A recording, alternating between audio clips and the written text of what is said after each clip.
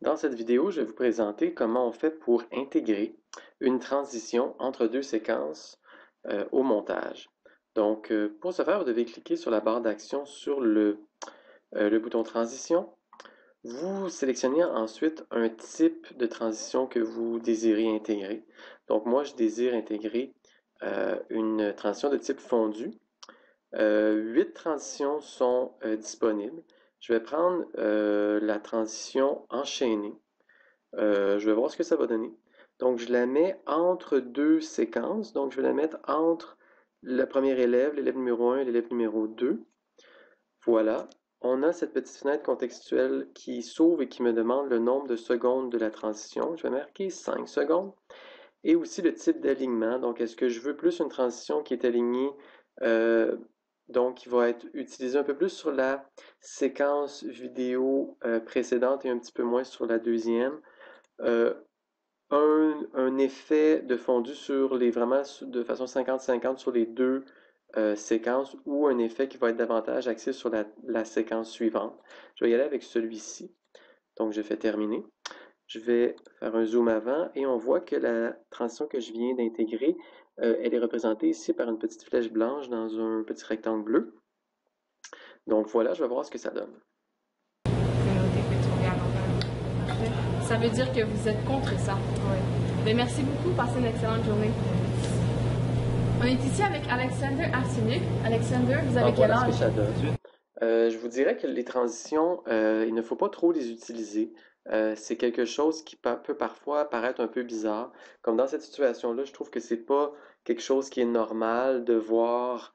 euh, à un moment donné, on voit vraiment là les deux, comme ici, on voit l'ancienne élève et le nouvel élève et la commentatrice, l'intervieweuse n'est pas située au même endroit exactement dans le plan.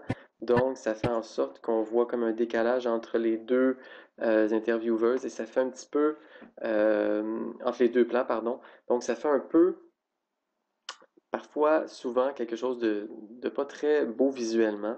Donc, je voulais vous présenter comment les intégrer, mais je vous dirais que c'est assez rare qu'on les utilise, surtout dans un type de vidéo comme de type entrevue ou reportage.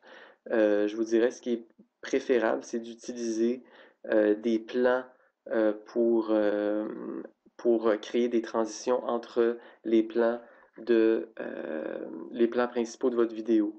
Donc ici, au lieu de mettre une transition, j'aurais pu mettre un autre plan, c'est-à-dire peut-être une photo de Pauline Marois, par exemple. Ça aurait pu être intéressant d'avoir Pauline Marois entre deux entrevues ou une petite séquence vidéo de Pauline Marois ou un élève en train de voter aux élections. Donc, à ce moment-là, ça apporte un aspect beaucoup plus intéressant, je trouve, au niveau de la transition que d'utiliser les transitions qui sont intégrées, euh, qui sont disponibles, pardon, dans Adobe Premier Élément.